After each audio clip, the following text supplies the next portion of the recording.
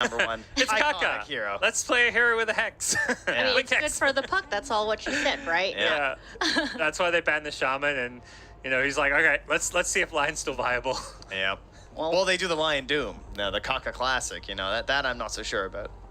That hero fell off. I haven't seen a lot of Dooms today. Yeah, It's a couple here. It The came win into rate. today with a pretty bad win. I think it was Yeah. like 3 wins and 6 or 7 Yeah, losses. day one it was looking like, oh, Doom everywhere. Yeah. Or as the eye can see. It's like, oh, carry Doom soon. A lot of people have, every carry Doom game I saw during like Riyadh as well as a DPC 2 or 3 was winning. And so it was like, oh, let's bust up. There you go, 30% win rate over 13 games. This hero has been suffering. It's doomed. He's He's out of there. doomed. We're done. Ah, there you go. There you go. Got to put out the dad puns right now.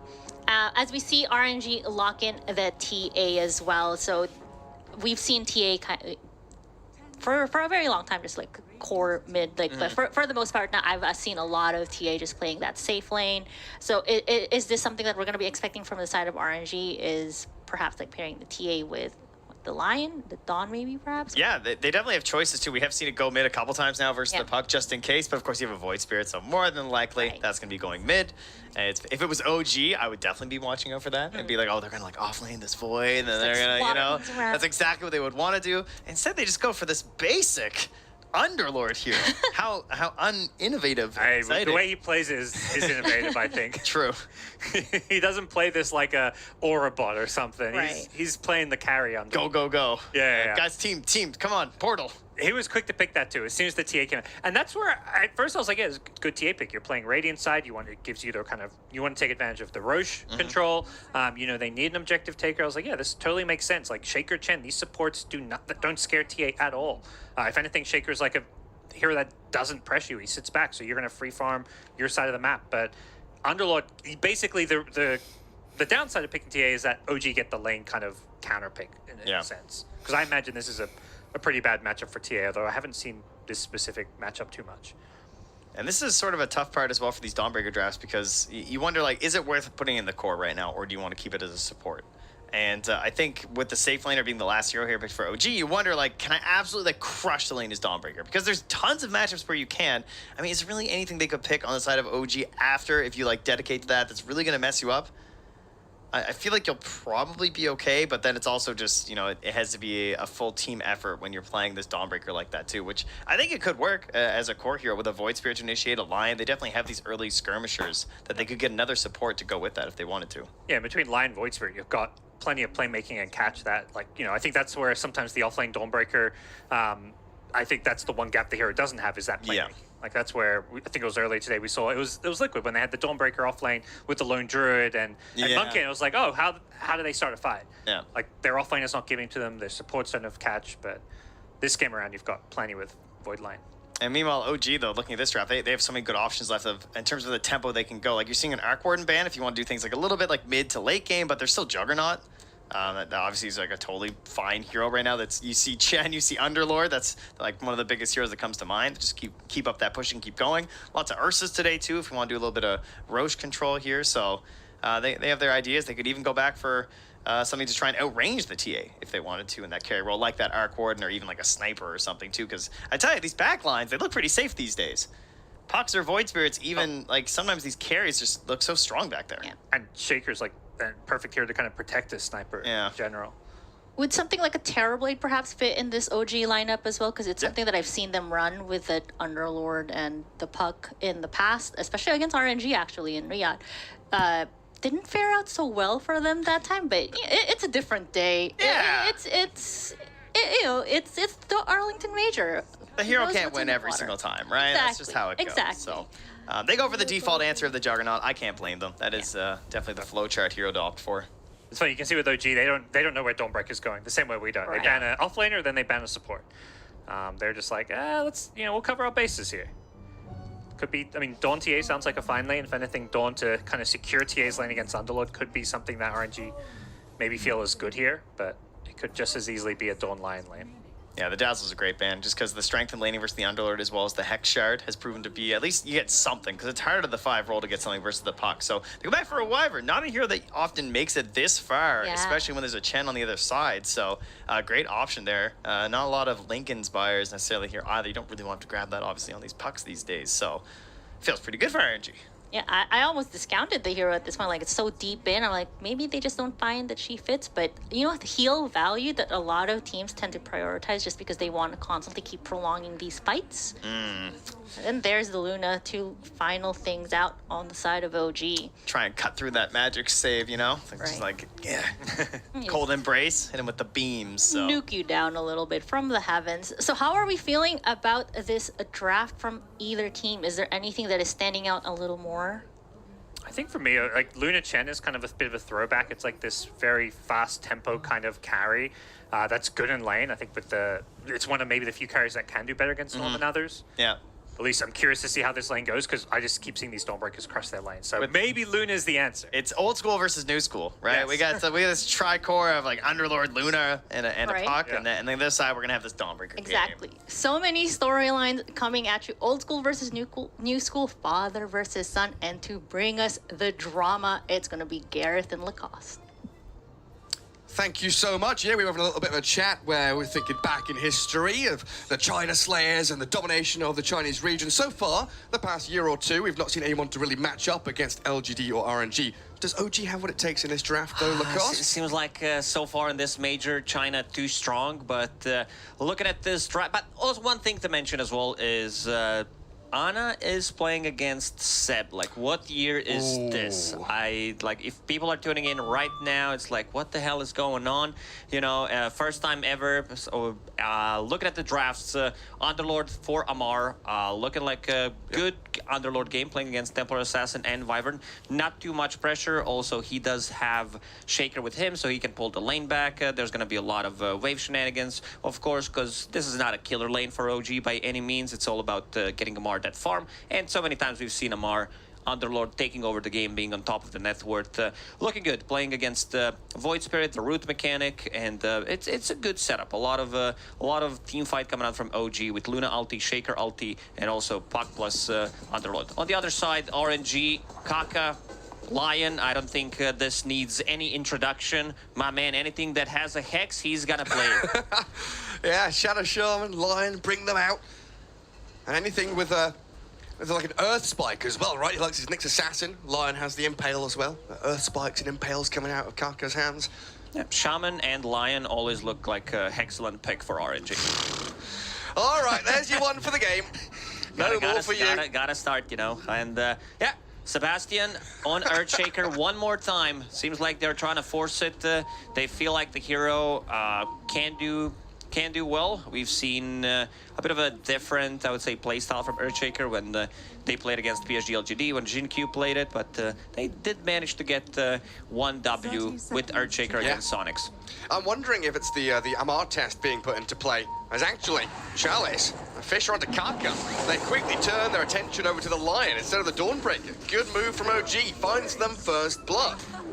Penguin coming out from Amar. It seems like he wanted that first blood. Taiga takes it in the end. He's going to be going for the mech. Taiga will be playing Chen.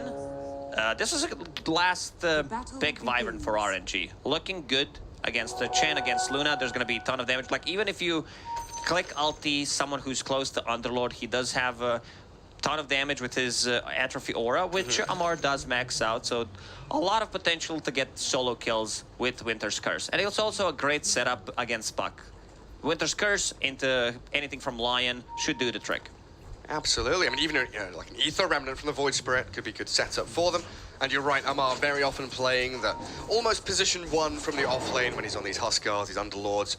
Really does become a beast. But yeah, the Earthshaker, I'm kind of wondering whether it's the Amar test, you know, the Dota Plus levels, the Master Tier heroes for Seb. He's only allowed to play It's Io. always some kind of a test with Amar. This is a killer lane for RNG. You need to be very careful how you approach this one. Once they hit level 2, I feel like this is where first blood's gonna happen, and the RNG is gonna get it. Yeah, Seb really has to put his body in the way to try and guard the Uri Luna. Kaka and Chalice will be playing so very aggressively up in that top lane. Decided to swap things around a little bit, put Chen with the Underlord, so I mentioned lane shenanigans. Seems like they're just going to be playing for the lane right now. There is a big camp already blocked by Xnoa's 1 sentry, So not sure where Chen is going to get the creep from. He does have Penitence level 1, some extra attack speed coming out. So I think this is better for RNG in terms of the lane, because there's not going to be too much pressure. Also, X-Nova, if he decides to get an earlier point in Cold Embrace. Kaka. Never mind, he lied. Seb again. Showing his prowess in that top lane. He's already spammed out tips and high fives. Now the chat wheels are coming. Gets a sentry ward kill as well. The Chalice left all alone up top. A little too deep. Needs to be around Chalice. But good start for OG. They did manage to get the first blood on Chen, and second blood, who got it? It was Seb. Seb, yeah. A couple of the supports getting that little bit of bonus gold. Keeping Uragi nice and safe under his tier 1. Kaka now realizing Seb has no mana. Start playing a little bit further forward. And yeah, that bottom lane with Penitence. Courier snipe. Wyvern loses out on the Courier because Tiger with his Centaur Corsa coming into play. Now, Penitence, pretty good against Refraction, right? You're able to burn through Anna's Refraction early on when he does have it, just by attacking through it. But he's in fact not leveled it up yet. Gone for the meld and the side blades, the first 2 levels. Wanted to kill the creep with meld. A bit difficult task. 700 HP on that Centaur Courser. Yeah, tanky little beast. Amar going to keep the pressure on. Able to play in the wave. An early days TA, basically a melee hero, needs to sit near the creeps to get the last hits. So that Firestorm, always going to be a challenge to contend with. Kaka really does like playing very, very far forward. Does have a deep Dire Observer ward over there. Spotted him, so OG knows Lion has stolen out the bounty rune. As we see Amar just racking up some more denies. 15 and 5 on the Underlord so far, with Anna at 14 and 1. Running low on HP and regen as well. X-Nova's going to have to be spamming out the salves and the heals. Half a value from that, not too much. X-Nova, if he feels that they need to stabilize the lane, because there's going to be too much pressure coming up from the Underlord, he should put the point in Cold Embrace. Yeah.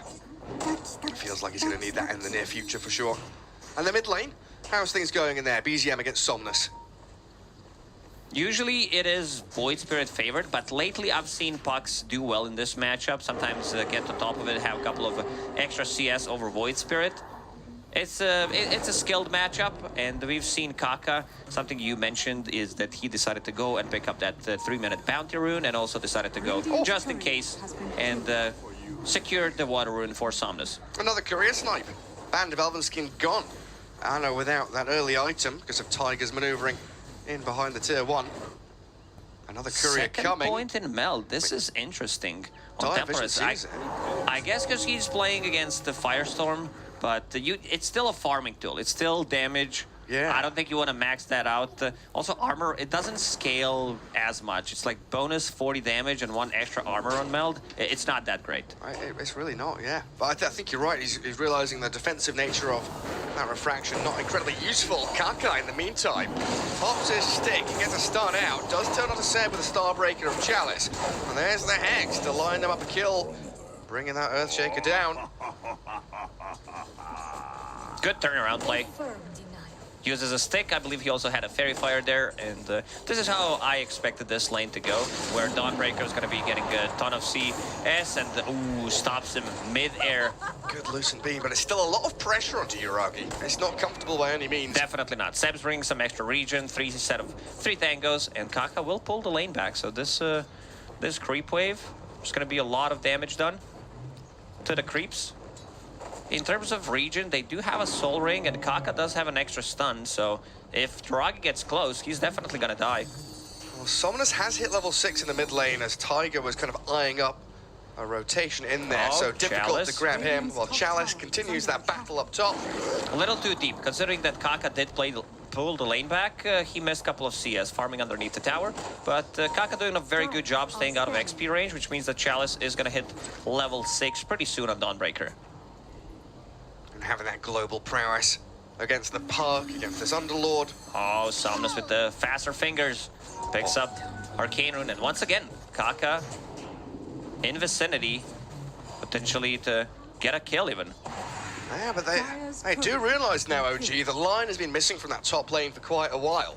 So Seb trying to get in there with the Enchant Totem, and the Fisher misses. Big play from Chalice. Huge Celestial Hammer over the waterfall, lets him slip out of danger, while Somnus puts himself straight in towards Seb and looking for the solo kill. Will take down the Earthshaker, even through the stick pop there. He'll have a couple more hits, or maybe Seb slipping back behind the tower. Nah, never mind. That Resonant Pulse catches him just in time. Arcane Rune coming into clutch here. Otherwise, he would not have the Resonant Pulse available. And Kaka having a time of his life. You're just like, my mid laner's missing. I'm gonna be collecting some XP on the mid lane. And as expected, Amar close to the, on top of CS, has 40. Ana. As this laning stage breaks down, Ana, he's over in the trees. No stuns, though. The Shard Golem's too far away to launch the pebbles at the TA. And if anyone watched Amar play Underlord, that means he's not going to be getting a point in Pit of Malice, so you're always good to TP. Yeah, who needs it? Atrophy Aura all the way, give me the damage. Because he doesn't care, he just hits creeps. Seb with a little pull across, half wave attempting to deny. Chalice continuing with a Celestial Hammer to chip away at Yuragi and drag the remaining part of the wave towards him. Looks like now the Wyvern has been given that bottom lane. A few of the RNG cores dipping back into the jungle, but a rotation from Kaka and Solar Guardian over the top of them looks towards the Underlord. Amar hexed up before he can even Firestorm and finished off with a Starbreaker and a few more punches out of Chalice, while Ana also killed Tiger all on his lonesome. That's the power of these global ultis that we've seen from Spectre, from Zeus, and the Dawnbreaker as well. Void Spirit, he's making a lot of rotations. In terms of net worth, he's fallen behind. Oh, yeah. BZM, he activated Beast Mode. 800 net worth already, 8 minutes in. Yeah, I mean, the top three were all OG heroes until just a second ago, where Chalice leapfrogged over the Luna. But absolutely right, TA struggling down at the bottom of the pack of the cores. Needs some catching up time. Do we have any stacks made? Has RNG had time to build up the triangle or anything like that for the TA to farm? No, because Kaka was mostly checking the runes and also being very active. Did TP to the bottom lane, might stack the triangle right now. And as we see, only one camp stack compared to 4 stacks on OG. Yeah, OG much more adept at doing that so far, especially with a Chen on your team. You know he's going to be spending quite a while in the jungle, but look at this. The move into the triangle, no stacks for you. BZM and Seb holding hands and waltzing through towards RNG's triangle area. Finding Kaka. Nice big wave though for Amar down bottom. Gonna get himself a ton of gold as he'll finish off his treads and then start working in towards the Rod of Atos.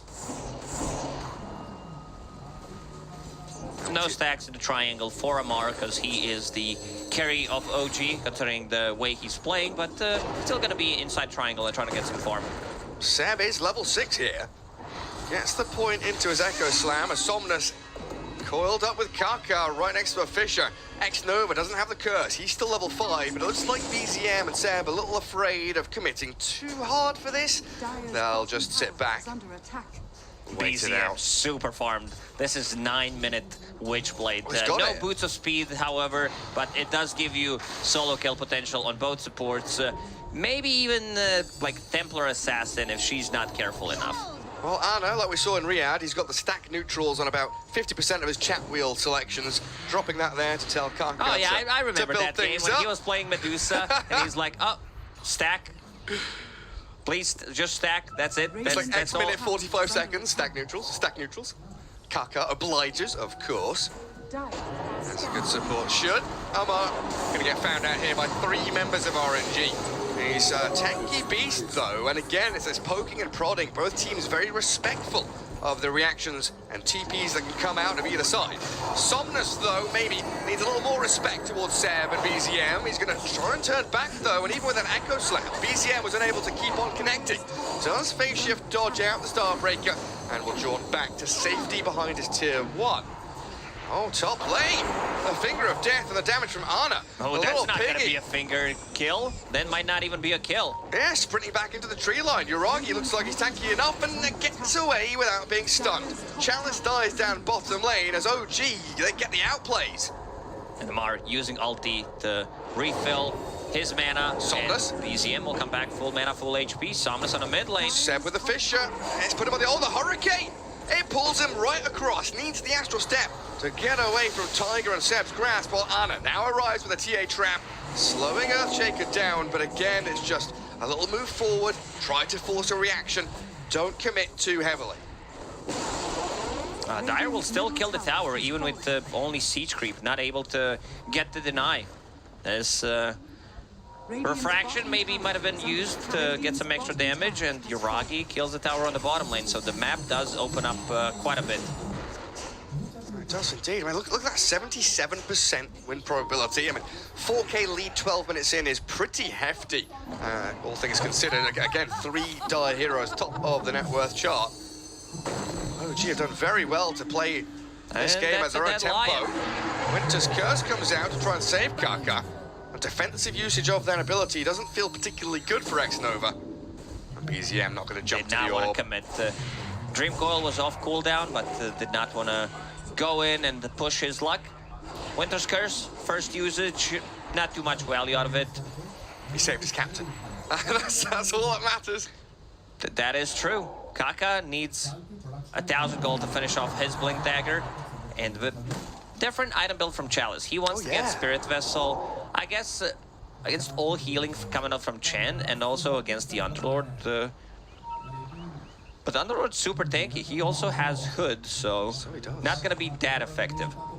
And yeah, Chen, one of these heroes that really has been rising to prominence through the Arlington Major. I think he's at like 13, 14 picks with a 70 or so % win rate. He's been incredibly powerful in the right hands. Yeah, Giga Chen hero. He's so strong. I mean, his Hand of God, we saw fly, what, with Mech Aghanim Scepter. He's got so many heals, tons of bonus auras to come out from him with the creeps. Very good at converting team fights into objectives as well. RNG, trying to use this smoked up Somnus and X-Nova to get into the top Dire jungle. It's going to be just a warding mission though. There's no real target here for them to latch onto. While Tiger and Seb are here with BZM. They see Chalice, they pinged him out and they'll get the coil. Snaps it on the Dawn. The Dark Rift is coming as well. Amar, he sees an opportunity to come in and fight, but a great Winter's Curse in there from X-Nova blows up Tiger. Surrounded by the creeps and his Dire heroes, BZM is going to have to jaunt back. Yeah, Amar did a very good job. Used that Fiend's Gate, comes in clutch, kills Taiga, goes back through the Fiend's Gate. Came in, came out. Seb fishes up onto Ana. BZM forces the TA back after burning through the refraction. Ana starting to come back though, 6k net worth. Dragonlance done. Is this one of those games where, yeah, Deso, Blink, BKB? No shard or anything in between, just try and get this raw damage output and staying power from the TA. Needs that Deso, definitely doesn't feel too comfortable joining a fight. This is going to be big timing for them. Get that Deso, try to go for a smoke, get a kill, and transition that into Roche. Seb looking for an opening. Fisher will connect. Get in there, my son, with the Echo Slam. Find Chalice, they heal her up, no way, through the Lucid Beam and a punch in from BZM. They secure the kill on the Dawnbreaker. X-Nova in the trees. Seb knows exactly where he is. Hello, you're a support hiding in the forest? I don't think so. He's going to be able to line up a Fisher to block him out, and Amar BZM will secure yet another kill. Dire's courier has been killed. Good rotation from OG, and perfect timing for Seb. He just got 1,500 gold, 1,400 gold at 15 minutes, so instantly buys the shard. His Aftershock, not maxed out yet. 2 points in it. Kaka has spent a lot of time on a top lane trying to farm up his Blink Dagger. That's a very important item. Against the Puck in particular, Kaka going to be one of their primary forms of initiation. You don't really want Somnus diving in, straight in, blind onto a target. You'd rather Kaka Lion spend his life, his resources to do that, and then follow through with the rest of your heroes. OG not going to slow down though. Again, this game really is marching forward to their own beat. Drumming forward, Tiger and BZM. They want Somnus, they want Kaka, they've got the Waning Rift. Where's the coil? Comes out now, but the Hex in to the BZM. It's a creep getting hexed out there. Somnus dead, and Kaka gonna get chased down to the ends of the earth. There's no way BZM's letting him get away. The spam pinging, Seb's cut him off at the pass. You will not escape. Is under attack. A little too greedy from RNG. They've been on this top lane for like last couple of minutes, especially Kaka. At least the Witchblade is finished on Void Spirit, but Look at mid. Amar going straight onto Ana. They've got this Dark Rift, the portal comes in, so BZM can make the jump forward. TA trap maybe can slow them down. X-Nova does have the curse as well. They'll have a reset tool as BZM's turned on. Chalice arrives and Ana turns to fight, but X-Nova dead now as BZM jaunts across to the orb. Somnus returns to blow up the puck while the Eclipse landing onto Ana and Seb chain stunning will kill off the TA. Great fissure from Seb as well. Tumbler's toy back in towards them, getting the chain stuns from the aftershock, but OG looking to reset, calm things down, force RNG into an awkward spot where Somnus dives in deep, stunned up, disabled and caught in the root, but they've got the Kaka stun. Holding back OG's another aggression, Starbreaker's available. allowing Chalice to come in with a double kill.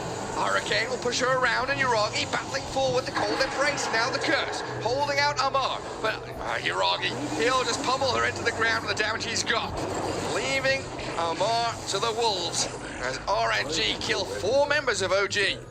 They did manage to get Kaka here to get his multiple stuns, hexes, and Somnus playing this fight extremely well, hiding in the trees, waiting for his abilities to reset.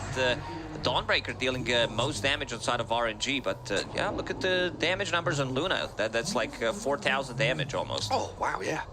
Yeah, that Eclipse, 5 lucent beams. Beautiful stuff. And then, of course, Chen with all the heals, allowing them to sustain through that fight for as long as they did. RNG with some good punching back, though. Judging how that team fight started, being chased and run back, getting into that defensive posture. Very, very well played by them. Hamar finds an opening with the Fiend's Gate. They go on Ana with the Witchblade, the burning through refraction charges immediately. And X-Noah, he explodes. Like 2 hits and he's dead. Yeah, look at this. Just a quick little jaunt across.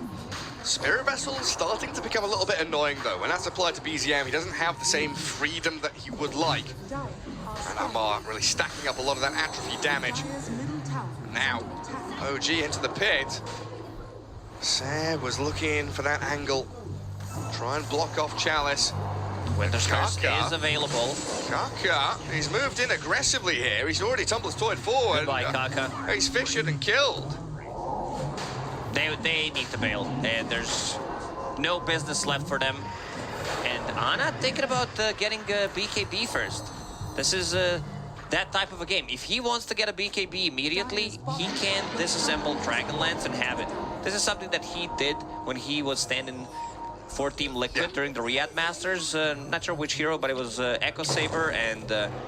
No. It was Dragonlance Luna. It was Dragonlance yes. Luna. You're absolutely right. It was the Luna. And didn't disassemble it, so missed kind of a timing. Void Spirit getting coiled. Yeah, the root's in on him, but look at the double heals. The Solar Guardian and the Cold Embrace still not enough, and now Chalice in the firing line of OG. Oh, they're diving tier 2, they're killing off 3 heroes. Beautiful execution, forcing Winter Wyvern to The use courier died as well. Oh, that's a BKB. Speaking of the BKB, that's another one. Tragedy strikes for RNG and a beautiful performance from OG to make this all happen. 2 minutes with no BKB on Templar Assassin, which means that she's not going to be able to deal damage. But forcing Wyvern to use Cold Embrace and then setting things up with Eclipse. That was beautifully done. Because Dawnbreaker comes in, you know that Eclipse is going to connect on multiple targets. Yeah, and Luna again, 3,000 damage. It's huge stuff from Yuragi's Luna. Showing that you don't have to sit in the jungle for 20 minutes to make this hero work. He has been active. 408, 12 out of 15 kills he's involved in. He's involved in almost the same amount of kills as Puck, which is pretty nuts. Yeah, it's great stuff. And now a Fisher Orb, quickly dispatched with X-Nova's Wyvern. They're on the tier 2 tower, so they can start thinking about outposts. I mean, high ground might be on the menu soon from OG. A couple more teamfight victories like we've had in the past 5 minutes, and nothing can stop them. They will calm things down. Yeah, pinging outposts, that is the more natural order of operations here for them. Push out bot, get that bot jungle taken over. Think about the tier 2s and maybe then the second Roshan. Amari is super farmed on Underlord, going for Heaven's Halberd next item. He wants to completely shut down where most of the damage is gonna come from, and that's Templar Assassin. Having a mischance, having some status resistance against Lion, always gonna be good. Like, he's insanely tanky. Having Embrace sitting at almost 3,000 HP. Oh, look where Seb is. Oh, he sees Somnus. He jumps on him. Earthshaker, Duel, the two-man stun from Kaka, but he's been ditched. Somnus bails on this, gets the hell out of there, already TPing home, leaving Kaka all the way out in the open. And look at that, count the heroes. 5 from OG. Immediately swinging into action, and yeah, the tip for Seb there, he sets everything up again.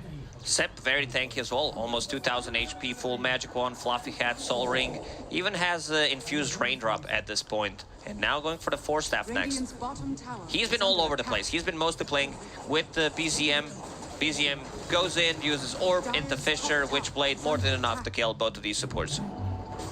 Oh, BZM, you're a cheeky devil, aren't you? He was just waiting on that staircase, and he's attempting the solo kill. Not sure he'll get it, but it's gonna piss off Somnus to no end. Dissimulate, jump away with the Astral Step. Meanwhile, look at the base. Oh yeah, right, he's been toying with that Void Spirit, holding him away so he can't TP bottom.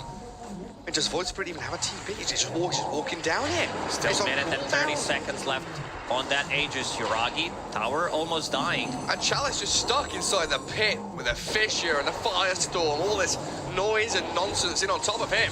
A missed stun from Kaka, doesn't catch Yuragi.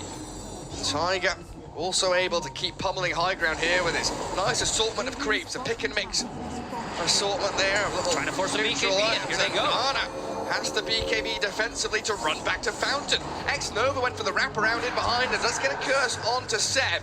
Very little damage coming his way, and they've got the mech to heal him back up while X-Nova dies.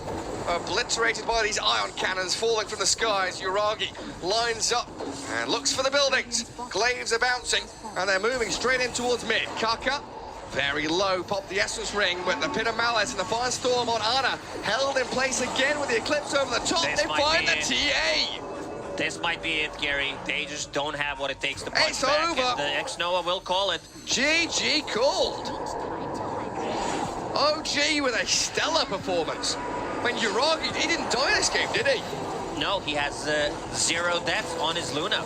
This top lane did extremely well. BCM on Puck, what a performance. And this Chen pick did, because it's pretty similar to Dawnbreaker to one extent, where you are a counterplay. When they need that extra bit of damage, how many times we saw Kaka trying to go for a kill, use that finger, and then Hand of God comes in clutch.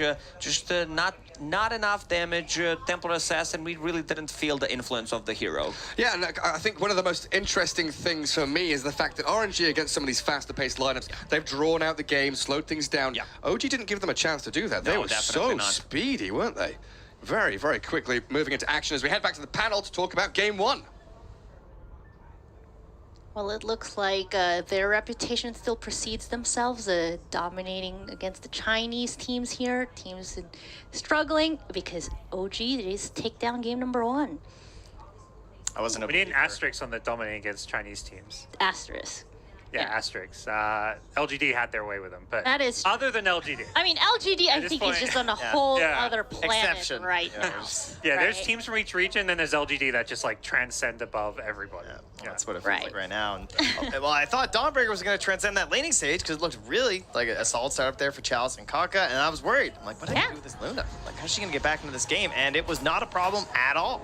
She's already top net worth, 15 Yeah. minutes in. You wouldn't know she had a rough lane. It could have been a lot rougher. I think we saw some of the reasons behind it, like you can cancel the Dawnbreaker, whatever her spells are called these days. The hammer. The hammer. Celestial hammer. Starbreaker, you know. There's some spells. It's a spell, some Yeah. names. It's a lot of damage. Yeah. But ultimately, I think they set up their other lanes for success, which is the key thing. And also they have a puck. So they have this Amar Underlord who's got a great lane matchup, can kind of create a lot of space with the puck. And then that whole time, Luna's just like, yeah, I'm just chilling in the jungle. Yeah, I like the way that Lacoste compared it to the Dawnbreaker as well, because it is this like global ability that comes in, and one thing that you get from Underlord that you don't necessarily get from Dawnbreaker is a bit of an objective push. So you take this idea of like drawing out the game, trying to allow yourselves back into it, which these heroes could do on RNG if you get the stacks at the time.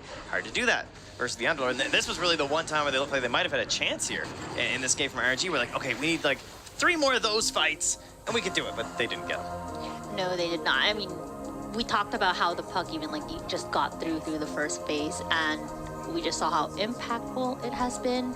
And hey, another Earthshaker win under the belt for Seb here. It looks like he has found his groove on the hero. Pulling the hero's win rate back. All right, there we go. Started 1-7 or something, and Seb's in queue, you know, saving Earthshaker's win rate. I mean, he started destroying it first. Like it was also on. That was like I think 2 for the first day for him. But let's take a look at like even like you all talked about the Luna pick against the Wyvern last pick on the side of RNG. The nuke from above has been absolutely impactful as we saw. Now, I'm a little curious, I guess, if you're RNG trying to balance things out, sliding into game number 2, are they going to have to make these adjustments? Are they finally going to say, you know what, we got to get rid of this puck? It's a pretty good start. You know, you had the answers for it. You had a decent lane match of the Void Spirit. And keep in mind, though, he did end up kind of like losing, or at least a little bit in the match there too. So as well, you can see Uragi, he gets the benefits of the MVP though, as that big recovery on Luna. I really can't blame him for that choice. I'm down to pick Uragi. You know. No, I think it's good, and managed to bring Luna back in style, so to speak. I mean, we've seen like a little peek of her here and there, but for the most part, not really so present in the current meta. But perhaps with that with Winter Wyvern constantly being picked, it is very possible that we just are going to see more of her, because we've noticed, right, as the days keep progressing, the land meta has been slowly shaping up. People are testing out the Doom, wasn't working out. Perhaps the Luna is something that we're going to be seeing more. The future of this LAN.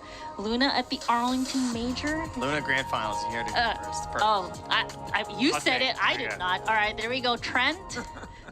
Trent is putting it out there. Luna at the Grand Finals. You're going to see it. Why are you shaking your head? I don't believe in this hero. They just played it really well. I'm very impressed. I think that's why I would give him the MVP, because I think it's very difficult to get this hero back into a game right now. I think it's difficult to lane it with a position 5 Earthshaker, and Seb just picks heroes that he's really good at and says, I got 5. It's all right. Don't worry about it, guys. It's kind of an interesting story and take. That to me is one of the big takeaways. Is like what matters more, like in competitive Dota, like at times is just comfort. Yeah. Familiarity with a hero. Like there's other stuff that's considered more meta and like better 5 positions, but Seb's just like. We saw at the end of the game on the scoreboard, he's level 26 on this hero. He's played it a bazillion times. It's comfort. And that matters more than a lot of other factors when it comes to playing at a DPC major when you're semi-retired. Yeah, well, let's see if comfort will still be the name of the game for game number 2. But for now, we're going to go to a quick break. See you on the other side.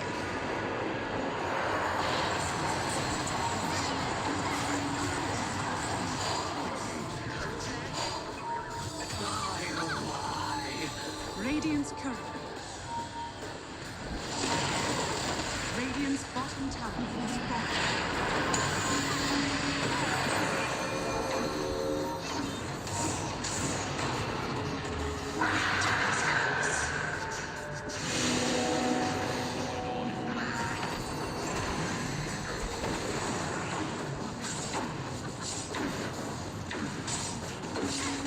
Radiant's bottom barracks has fallen. Radiant's bottom barracks are under attack.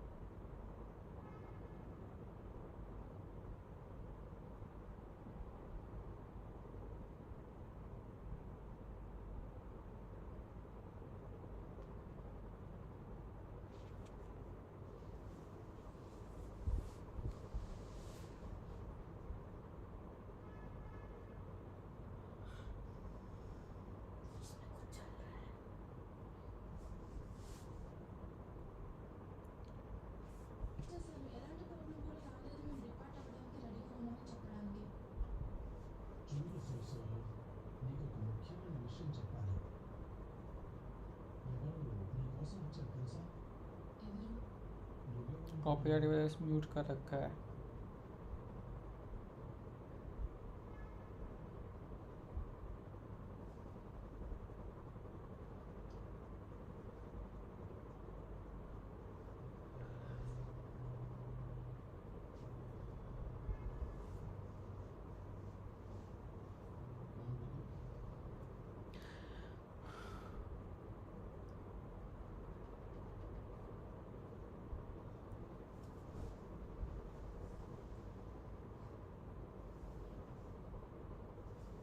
Personal information share करने पर तुम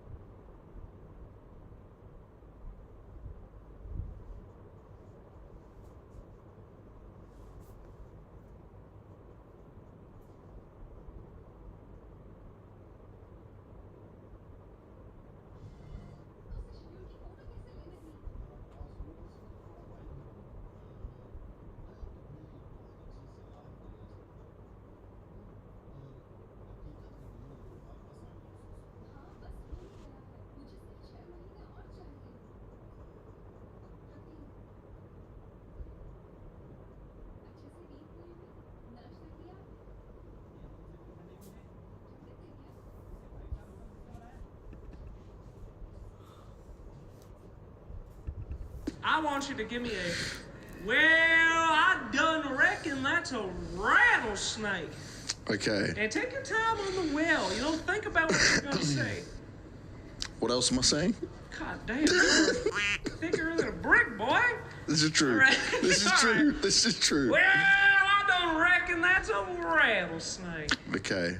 Well, no, Why I do you can't always do go that. on a higher octave? I'm not saying to talk like me. I sound like a 13-year-old girl. You're supposed to sound like a Oh, gentleman. man. Okay. Well, All right. we're not getting Keep past going. this. Yeah, I reckon that's I can- a rattlesnake. I can copy you better than I can try and do my own voice. Okay, all right. You can do it in the high octave. Oh, I reckon I reckon that there there is a is a rattlesnake.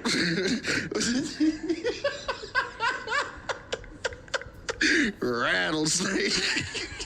Now just put it all together. Well, I reckon that there's a rattlesnake. Well,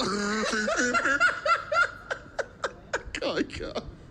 Listen, the big This is show so isn't coming out of the terrible. arena right there, you know. Well, all right, come on. Was he from Texas? No. Oh, I could have Come been. on now. Okay. Well, I reckon that right there is a rattlesnake.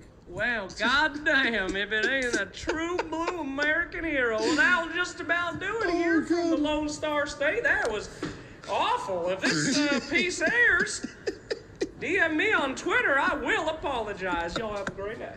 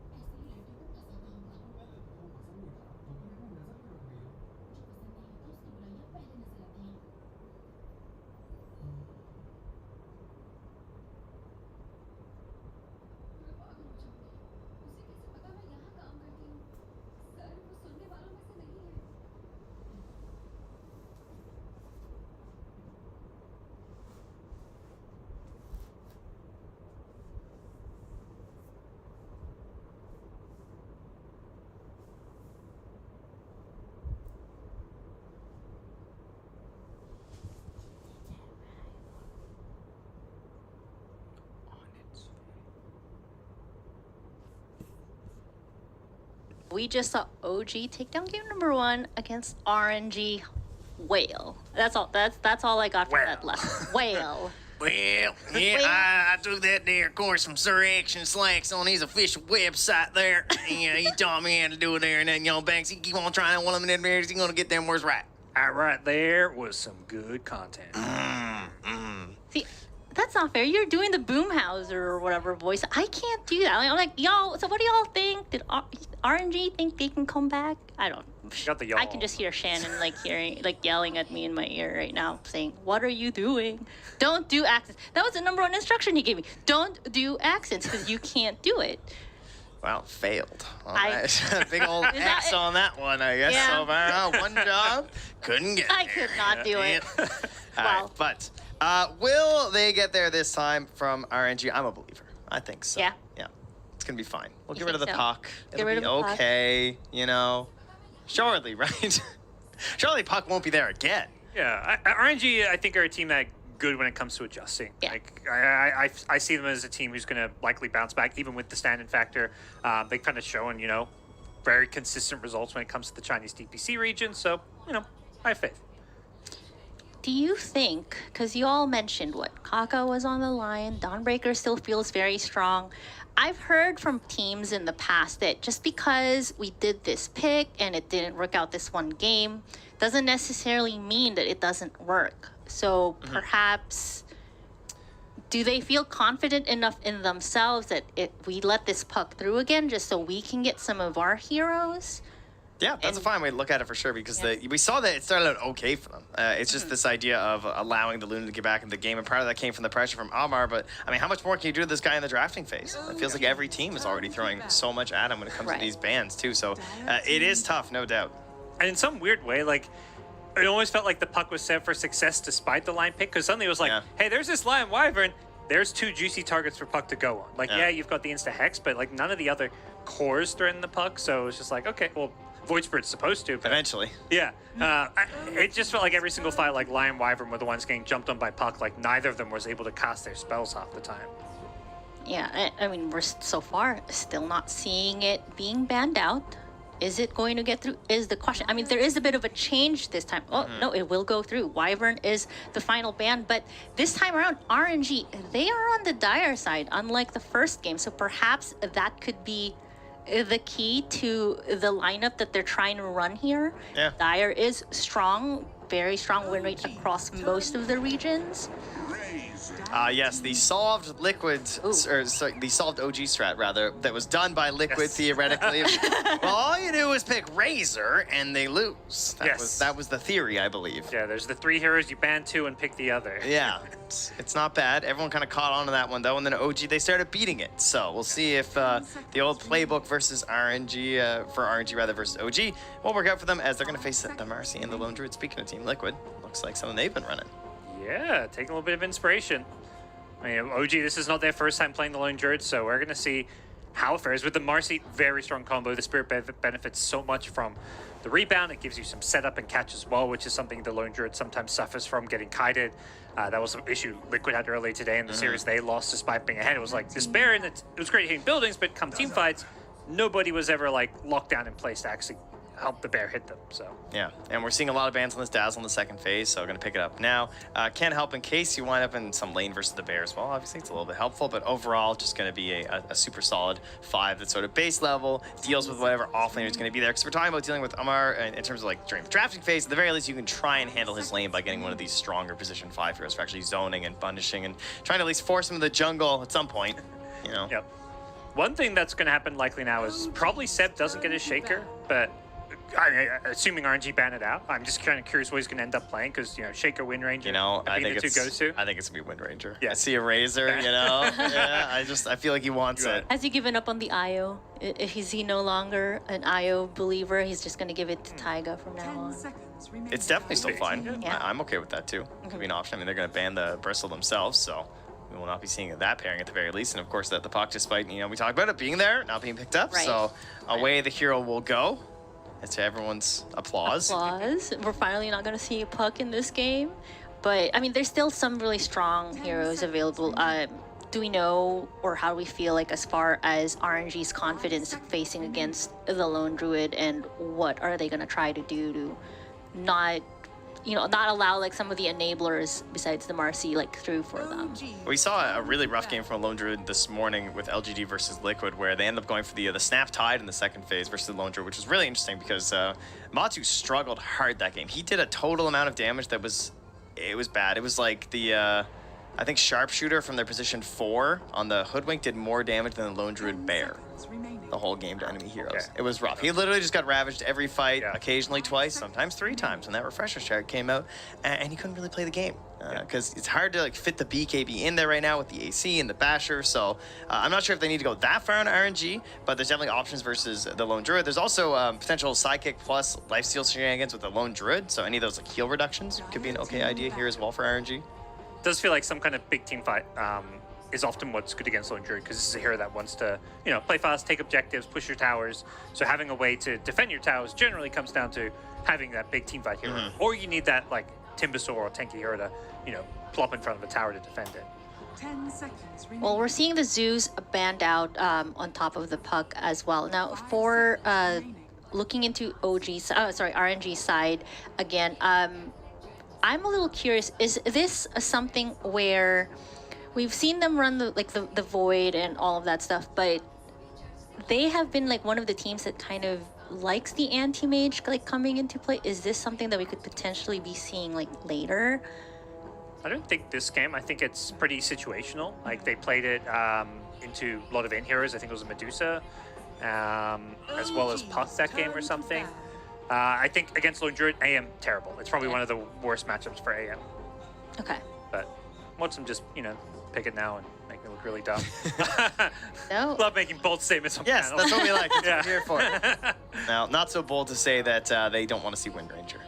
Right? It's super understandable here, just something that Seb's proven himself on and would be very annoying with a Marcy and Toe. I feel like those two are very similar in how slippery they can be in the mid game, where when we're lacking that hero like a Puck, or maybe you don't find that the lane matchups can be preferable for something like a Void Spirit, then it can be really hard to lock down someone like a Wind Ranger or a Marcy in these situations. They just keep escaping and getting away. So now we have OG with this last ban here, going to set up for their pick into the second phase, and that's where the pressure falls back onto RNG, where they have to go for this double pick that we just love so much. And by love so much, I mean feels really bad, I feel like, when you're drafting, because you need a super solid idea there from RNG, because then you get counterpicked twice in a row by OG, and that's why this next pick for OG it's so important, because you want to be open, but at the same time you don't really want to give away too much yourself too. You really want to like nail RNG here.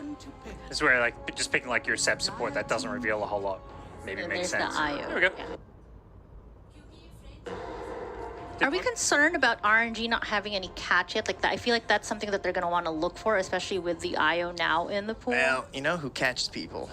Goes on down fishing at the brook. Look at that there Pudge. See, Pudge, Agnes, That heal is- reduction, Marcy, Lone Druid, IO, all right. A mid putt. Listen, AA is Garbo, so I was we gotta some find something anti-heal. else. What about Venomancer? Venomancer. This is Sonics, they bust out the Venomancer. That's when you're in trouble. You need a little bit of poison for this Yeah. bear here, but I mean, it's definitely doable. Now, I mean, we're seeing the Underlord coming out once again. That is sort of a catch, but is it good enough, or are they looking for a little bit more? I do like the Pedal versus the IO +1. It's super simple. It tends to be a lot of these like Agi heroes with the IO as well, so you're probably gonna get a lot of value out of the Atrophy Aura as well. All right, cut that down a little bit. 10 seconds remaining. This seems like just let's be able to make sure we can defend some of these objectives. It does mean they kind of reveal that the Razor's probably going safe lane. I guess could still go mid, but we've seen almost exclusively side lane Razors. Yeah, we don't want to go in that mid lane. That doesn't feel very fun. So it probably means we might need like a... well, I guess it depends how you want to play the Razor. We saw slightly better scaling come out from Tundra when Skitter played it, where he had the Mask of Madness early, which was really nice compared to these ones that have been more pressured and just getting BKB refresher, and it feels like they're kind of wandering through the game and like making their way to these bigger items. That takes a long time. So maybe he'll find Another something catch faster. And right there with the Shadow Shaman. another hero they're also just grabbing again from last game too. It's They just like, really love their hexes. just pretend it's Lion, okay? Okay. It's the same thing. It's the same. It's just Lion that different takes animal. Yeah, It's a little bit of a different animal. Slight upgrade, if anything. True. It does have that tower push to pair in with the rest of the roster here, and to kind of counter and slow down OG's own push from their side with the bear. And I guess if you're OG, this is your the favored protected pick, so to speak, like coming into play, what sort of out of pocket perhaps considerations they might do here, or are they going to do the comfort that they need? It's where they often pick a Mars hero, is what at least we usually see. He can pair with either Io or Marcy, so there's a lot of flexibility. And I say that, it looks like it may not be a Mars hero. Or it could be. Yeah. We have the flexibility. Yeah. Usually, BZM's Batrider the other day, Yeah. like 27 kills in like a 30-minute game or something. It was, That's hot. yeah. 10 seconds. I would be down for some more of that. So, Well, if it looks like they're wanting to have a lot of fights here, right? You have the catch, you have the bear come in to wallop a little bit on the side of RNG, kind of the same thing. If that is not a Mars hero, then is it possible that we're still going to be seeing, I don't know, I've seen him play Slaughter, even Mars, who has just completely disappeared. Yeah, I kind of like the Mars in terms of a hero that Yeah. look kind of nice here. Like got some like ranged issues happening with the Razor, and then I think this idea of just trying to help the Lone Druid actually be enabled. That's what I've seen the hero struggle with, is it doesn't have the option to actually just sit there and hit the heroes. And if you're not doing that, it's not that strong of a hero, it turns out. yep. No, I'm totally down for what you're saying, Trent. Like, get some more team fight control. Yeah, they'll get the benefit of seeing what this mid matchup's going to be. So maybe what ends up happening if they decide mid matchup is not going to work for Batrider, they can send it to the Yeah, off lane. and that's what they're doing with the bans, right? They take care of that Queen of Pain. And like, what else really even does that well versus bad? With how the jungle works now, and we've heard players talk about the mid lane in its current state, it just feels like there's 6 heroes mid at 6 minutes every game. So that I guess that's when it ends. Apparently that's the end of the mid lane, because we all run mid and we're all just fighting now. So it's pretty difficult to have a super stompy situation in the mid at this point. How are we feeling about a Void Spirit? Just a middle of the road. Yeah, You know? just like Yeah. somewhere middle of the pack. Void's maybe. usually the, like, we need something that has catch and Yeah. does okay in lane. It's kind of like the boring spirit in some ways. Aw. And when you're feeling flashy, you pick Ember, because you're like, you know what, I gotta carry a little hard this game. When you're doubting your draft and there's still one pick left for OG, Right. that's when you take Ember. What about the other two? Okay, now there's like a spirit rating, and I'm curious to find out. Like, I mean, it is something we've seen OG pick in the past. Is a Yeah. Storm Spirit. Storm is That's- safe with Io. That's that- allowed. You yeah. get a pass. Yeah, that is super flashy. Yeah, but no Io, no pass. Right. You don't get to pick it. Okay, so it is Maybe a possible. Coddle. Okay. Yeah. It makes it somewhat Pugna, okay. borderline, but Yeah. Pugna's Pugna. She's talking about heroes. That's what happened to that guy. Is that a spirit? I'm like, what? Yeah, this moment in the in sun. this, and- in this one moment. It was glorious, though. He was just ulting everybody. Yeah. Yeah, Coddle's banned. Give me Pugna. That was a good time. I mean, Night Stalker was the other hero that I was like, perhaps, but they've finally removed him, and I mean, it does feel like, at least from RNG's perspective, they're still concerned perhaps with maybe they're not sure if this Batrider is going to be a Mars, so they're kind of flip-flopping. They're expecting mid bat, right? And that Yeah. I think is most likely for sure. I just don't think there's any mid matchups that really deter the Batrider enough right now. Like there are some, like we've seen the Storm and past patches do pretty well. The Embers also seems to go kind of 50-50 or Yep. even sometimes slightly win. It's like very skill based, but none of the matchups are like, oh, Batrider's screwed, we can't send him mid anymore. Right. Yeah, I'm feeling the Ember. I think that's where we're going. If I've had to take a guess here. If the control at this point is relatively low. I think the offlaners that are good versus Ember are also pretty bad at this point, other than Slider and Night Stalker, because you think about like Legion Commander, trash. Like that hero's just not showing up right now. Of course, now they'll pick it and win. That would be great. Please do OG. Yeah. But yeah, I think Somnus wants a W. That's where I would send him. And then at least the question is like, yeah, what does Amar get his hands on? Because a lot of the IO partners being banned out, so Still Mars. Still Mars. Just Mars IO'd up, you know? It's been a while. I mean, is he on the ban list? I don't see him. I mean, he's also run the CK before, but I don't oh yeah. I don't know if that's something that they'll feel comfortable with. But I mean, maybe it's an illusion battle now. That's a PL last Whoa. pick coming out. Can we get a mid Underlord? Is that? I guess you can't really. That sounds kind of dangerous versus Bat though. There were some mid PLs back in the day, like way back in the day. I don't think it's. I PL, mean, you but- would You match just up versus nuke the things down. bad, I Yeah. guess, right? Yeah, I mean, you can I get feel like rid I- of the sticky, but I still feel like you get run over Yeah. and chased down. But I mean, I assume it's Anna who's playing it, so I. yeah, of course it's Anna. So Yeah. Yeah, I don't know what they're gonna do here. Very curious. It's a Monkey King. Now select your So they're just saying like, okay, if you send that Underlord to the off lane, Yeah. or we get that matchup, you're not gonna be very happy. And so, yeah, Somnus will be on the Razor, BZM on that Bat Rider. So I feel like this Razor is gonna have a bit of a rough go in terms of you miss it on a benefit of Razor, of like having a strong laning phase and trying to punish, trying to get these kills. On the other side, at least you get more of that scaling potential. We talk about how like poor the Razors have been. So are you saying this is a 2-0 for OG? I don't know if I go. Yeah. Yeah.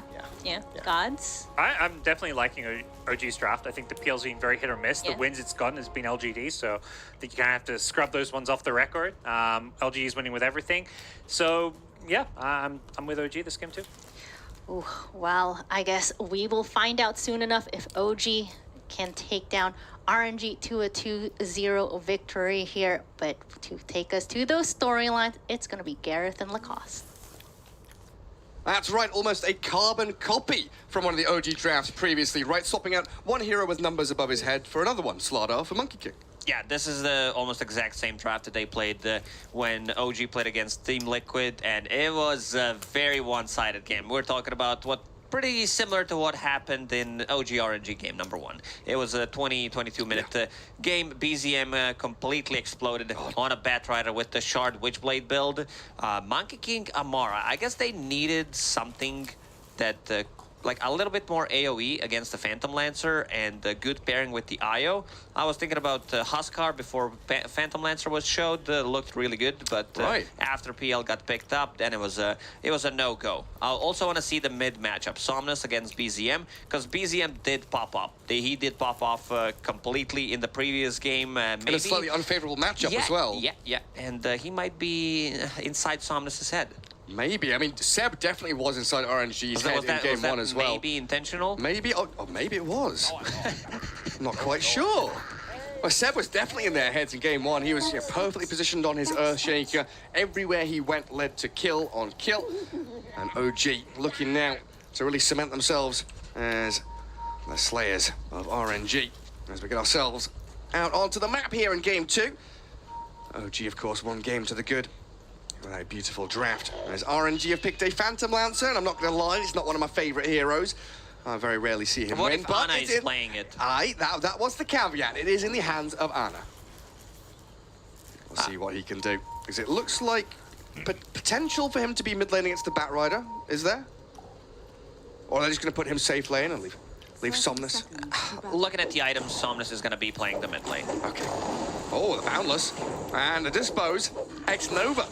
Handing first blood over to OG, and already a beautiful start as the tips will flow. This time around, Taiga will not get the first blood, so no pings coming out from Amar. He's very satisfied that he is the one getting that first blood. Amar, the first blooder. Somnus guarding that bottom rune. Seb is pinging it, saying, yes, bring numbers. Chuck the high five out there and see if anybody responds.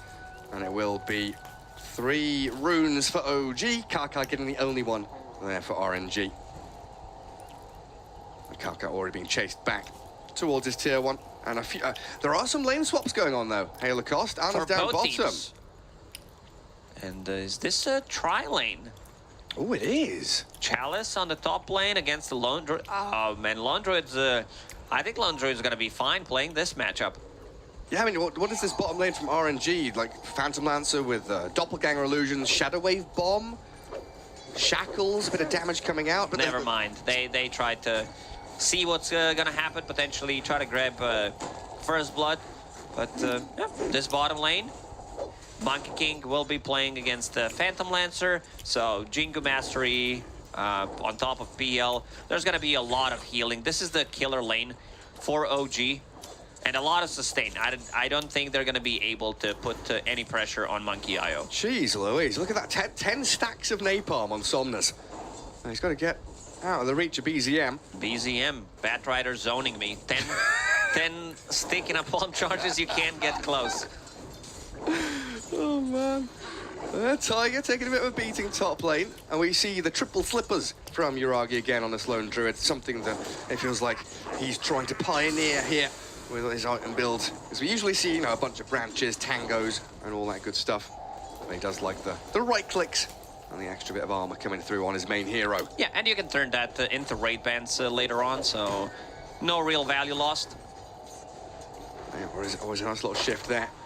As we see the odds shift favoring OG. I think it was the other way around for game one, but the tides have turned. Uragi's bear very low, but should be able to resummon, as you can hear him roar and come out of hibernation. Return with full health. Dire sentry out there does block the large camp, so no pulling or any nonsense from OG. While in that mid lane, 5 stacks again up on Somnus. That Firefly from BZM and a TP back to tier 2. Somnus not allowing any of that to happen, while Tiger dies to Chalice up at top. Lone Druid chasing with the bear, but the Underlord is under his tower. Kaka forcing the hero back as well as they try to focus the kill the Spirit Bear. It's 300 gold, but I'm looking at this mid lane. Somnus does have more CS, but in terms of region, he is suffering. He also used his TP. Bottom lane, Amar 10 and 5, Ana has 9 and 2. It's gonna, as time progresses, it's just gonna get more difficult for Phantom Lancer. Some revenge there from Tiger and Uragi, getting that sidekick going. I think the bear has done. Oh, no. I stand corrected. Bear is back in Fountain. Perfectly fine. Yeah, he's all right. And once again, Amar, you call him the carry in this game, right? He's playing position 1 in the safe lane, getting farm priority up against this Phantom Lancer Dazzle lane, doing incredibly well. Yeah, I expect him to get carry items, like no shenanigans. He might get like either full Gleipnir, or if he wants to go full greedy, you know what time it is. It's Battle Fury time. You're playing against Phantom Lancer, but I wouldn't mind seeing Gleipnir or Mjolnir. What about the Hand of Midas, Lacoste? Oh, definitely not. Yeah, he's not a fan of that. You listen now to its chat, you buy Hand of Midas and Monkey King. Lacoste is there, scouring out your dirt. There was a 1W. And got the overcharge on him. X-Node is being pummeled into the ground. No mana remaining, so can't heal, can't grave. And Ana, he's got no doppelganger. His Wraithbound in his backpack. He tangoes up, but he's dead, and a double kill to Amar. Beautiful stuff from OG, really swinging the bat into RNG early on. This lane's done, and look at the amount of farm that is approaching to Amar on bottom lane. Oh, so a double wave coming in. He's going to be a monster. 18, 19, 8, tons of CS, top lane jump in. A Dispose catching out Karkan now, and OG's early aggression really dominating the laning stage. If we wanted a team to emerge that could start defeating the likes of RNG and LGD, it appears that OG might just be the squad to do it. Oh, Misbound strike. Never mind. It doesn't matter. That's how strong this lane is. Is Ana dead as well? He's dead. He doesn't have a doppelganger. He doesn't have a creep to go with the Phantom Rush. He's trying to go on the side to go potentially for the big camp, but not going to happen. Good body blocks from Seb. Just imagine your ex-captain, your best friend, he's just body blocking you, allowing this young upstart, the new member of OG, Amar, to kill you. Yeah, Ana already off to Amar's 5-0, 5 minutes in. What? How's that possible? He got that first blood and now has enough for phase boots. That's got to be illegal. They need to swap things around. I mean, Ana doesn't get to play Dota in the bottom lane. But Somnus getting some vengeance in the mid lane, BZM. His life is claimed by the Razor, and Seb's rotation comes just a fraction of a second too late. Ana, yeah, the relief there with the well played and the smiley faces as they communicate through chat wheel lines. 22 and 8 on Somnus Razor. Getting something here for RNG, but we see the rest of the cores really struggling to really pick up any semblance of farm. TP into mid, maybe a go here on Razor. They don't have a great form of initiation though. Lasso about to be available after 2 creeps. Yeah, back up top, the sidekick bear. Again, something we've seen OG run from time to time. The resummon comes as Tiger and Uragi pairing up under this tier 1 with a full wave approaching. Catapult will whack the tower, and well, Chalice will drag the wave while Ana dies again down bottom. Somnus with a good rotation top does swing into action, but 11-3, you've got to see the sweat dripping down the RNG players' faces right now. They're struggling. I would be struggling as well and sweating because Amar is level 6.5, 6 minutes into the game. Ana comes back for more. Agent Ana, level 3 at the moment. What, 7 minutes in, yeah. BZM was eyeing up Kaka for a second there, but deciding better of it. I think he regrets not having Doppelganger to be able to get out of the trouble. For sure. Seb gonna wander into X-Nova, but he's setting this up for Amar, finding yet another opening. The Grave is there to buy a bit of time, but this will only delay the inevitable death of the Dazzle. 0-4-0 on X-Nova currently. Back to the bottom lane they go. Find the Phantom Lancer. I mean, Ana might, He might just die again. die underneath the tower. He's got Doppel now. Yeah, Found he's the dead. strike. They'll found the real one. They know he's got Jingu over his head. Amar. They need to help him out. Where's the TP rotation? It's coming in now. Dazzle should be able to TP in Grave. He'll get the heal, Shadow Wave, but Amar is going to get one more He's hit not in. ready. X-Nova, the Grave on cooldown still, and Amar is going to Wukong command to zone them away. This might be the best Monkey King performance in the first 7 minutes of the game that I've seen. And he's definitely not buying a hand of Midas. Chalice has come down bottom to place his body into this meat grinder. And OG are turning RNG into sausage right now. 8 minutes in, 13-3, they'll get some consolation prize with a kill on Tiger, and Chalice, he's being dived again. Amar there, and they're going to try and run across the BZM, but the Underlord caught out with the Boundless Strike. And OG dive and pummel RNG into the ground. One by one, the dominoes topple. Oh, and on time, gets relocated back. Under attack. RNG is the team that will GG out early on, as we've seen in the previous game and some games in the They're coming back. DPC tour. Yeah, they're coming back. They're here again. Kaka X-Nova from the west will come in to try and deal with Omar. The shackles and the poison touch with Somnus draining all of his damage. They've got the tether and the heal coming in, but Omar finally dies. Maybe a bit too greedy there. They thought there's not going to be enough, but playing behind tier 1, tier 2 tower, they already placed an observer ward here, so not an usual observer ward, but that's going to scout things out. And now Ana, 0-5-0, running to the top lane. Usually when someone has 0-5-0, we see them running down the mid lane. Oh, goodness, yeah, I mean, the tier 1 top's already dead. So at least he's got a bit of safety in the dead lane. But look how quickly OG understand that objectives are key.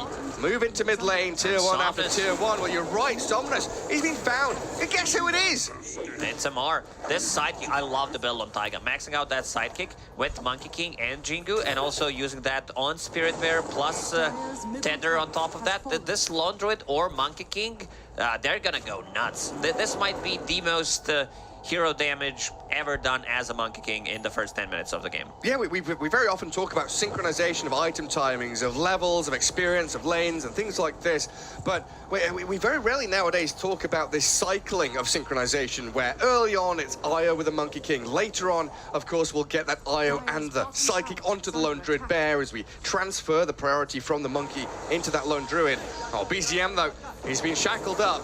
He doesn't have Firefly, so he looks dead up in this top jungle, while Chalice, he is dying elsewhere on the map, being picked off by the remaining members of OG.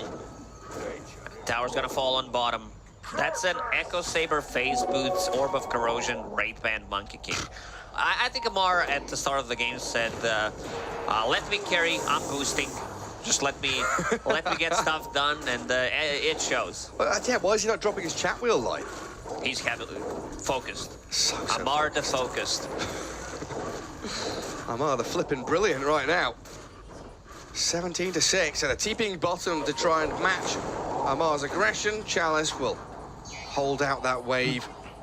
But Dire Triangle fully belongs to OG. They'll steal Ancients. They'll create a nice little base camp for themselves, while Tiger, he chucks Somnus away. Maybe a deny on Roshan. Beautifully done. Seb relocating Amar in now. Somnus with a decent amount of stolen damage. Does have to be wary, Amar, but the two now Boundless Strike. X-Nova finally gets the Grave with the Wukong's command. Big old circle in the midst of the battle. Seb relocates them out again. And Chalice, even with that, jump in with the portal, not able to do it. BGM will get a solo on Shadow Sham. I don't think they're going to be coming back anytime soon in this game. 6k gold lead, 18 kills on OG. They came here to play. Insane performance. They are getting some response out of RNG though. BZM is being picked off by 3 heroes surrounding him, but he gets one before he dies. And now X-Nova jumped upon, rebound in from Tiger, looking for the dispose, and he will find it. Oh, is that Ana? No, Ana. No, Oh, Ana. yes, that's level 1 doppelganger. Amar's not stopping. He's going underneath the tower. He does not give a fuck. Oh, Ana. Get in there. Oh, Ana. Okay, Ana. He's fine. TP's back to Fountain. Very fortunate that the rest of OG weren't quite on the same page as Amar. And Chalice, high five? High-fiving. He knows high five's gonna come. They're picking him out. He gets the tower to high-five him in the end. Now Pit, Firestorm in, Kaka, Serpent Wars with the tether across. Seth moves in to save Amar, and this Monkey King is beating into the Shadow Shaman right now. They've got that Graves by a bit of time, but Yuragi arrives. The additional core, the carry comes in and gets a double kill. Garrett, I think this might be the fastest game of the tournament. And there it is. It's over. I said, It's 13 minutes in. RNG is the team that will call out GG when they feel like there's What the nothing. bloody hell are we just saying? Nothing to be done. OG playing turbo mode in this one. I mean, this has to be one of like a couple of records broken on a Monkey King. The way they set up the lanes was pretty OP. We said at the start of the game that you know, this lane for RNG is not gonna do well, but definitely didn't expect it to go this way.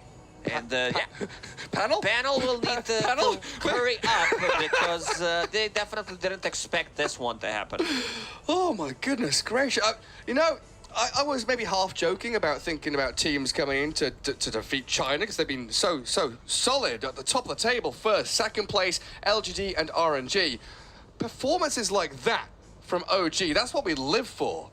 Yeah, this is what we want to see. It's one of the fastest, definitely, games that in professional Dota that they ended. This is what? 13, less than 13 minutes. 12:30? 12:34. 12:34. Obscene. Actually obscene stuff. And again, it's Amar playing that position 1 from the position 3. You know, he's given a lot of farm priority, but the panel's ready. They're there in their seats. We'll pass it back to them. Whew, we just sat down and had to do a sprint here, so We need to excuse collectively us. catch our breath. Yeah, being out of breath, but That's a quick GG. I was So mocked quick. for saying they were going to GG. Yeah, you I will kept just point out, guys, we standing should up, go. getting Probably down. leave. No. Trent, No, you're great. It no. is a 2-2 up. Like, and then I looked, I was like, wait, Iowa has the same net worth as PL. What's going on here? Well, we know what happened there, huh? That was Yeah. what, 5 kills before.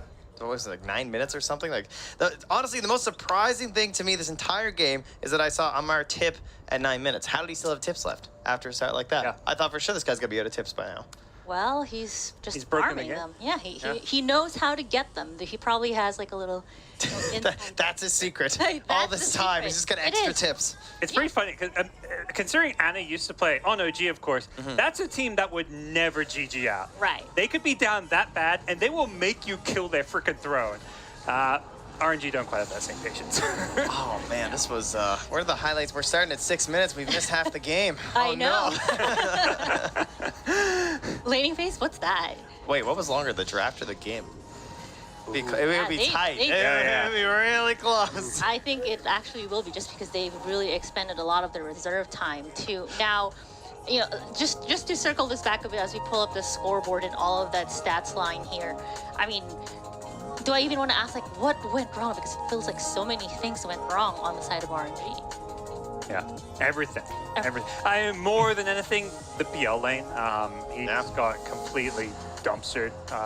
It was just not a lane. He didn't have a game. You know, they tried to ban all these hero pairings, these problems that could, you know, run him over. They banned the Night Stalker, the Slaughter. There's just too many heroes that Amar plays. Like, I think at times like people just will, you know, put him in this like, oh, maybe it's got this smallish hero pool, the Slaughter, but like the Viper, Razor, and Timbersaw, like the big 3. But he's got so many other heroes that he plays so well, and it's all these heroes that you're just not used to playing against as a carry because they're kind of carries themselves. Yeah, it was just excellent. Like, what else is there to say, right? When you have a game like that, clearly the lanes were well set up there, and that was a concern coming into it. Like, we see this Razor in the safe lane, not really, or sorry, in the mid lane, not really something you want to see because it's hard to abuse the hero in that place. And the other side lanes as well, just that matchup attempt of the PL into the Monkey King was just, it was just brutal. Like with an IO too, it's just it just gives benefits to all the things that Monkey already wants to do in the lane. Just wants to be aggressive as much as possible, and the IO just allows that. And I think what the biggest takeaway for me with this series and how OG set themselves up for success is Amar's lane, because 2 games in a row, he got to pick his hero knowing his lane. Yeah. I feel like like if I'm RNG, my takeaway is like, we can't be blind pick. If you're going to blind pick a carry, it needs to be one that doesn't get bad matchup. Cannot like, be PL. and even TA, like TA, I don't think is a great carry to blind pick if you don't know your lane matchup too. Like 2 games in a row, they blind pick their carry has a terrible game, they lose. And it's like, you know, you could look at it and be like, yeah, he had 2 crappy games, but I don't really think he's to blame. I don't know a carry player that's winning that game. Yeah. You know what I mean? Do you all think that as far as how RNG has been playing, and a lot of like teams, I feel like they find that to be a bit of a struggle coming into this LAN, is how fast things just kind of come online from the laning phase. I've been hearing the phrase, we threw it out yesterday, hearing it everywhere. It's another death ball meta. Is that what we're feeling like here? Maybe not to the extent that it was before, but it's definitely a lot faster paced. I think we've seen a lot of teams also like come out of the lane stage pretty hard, and then still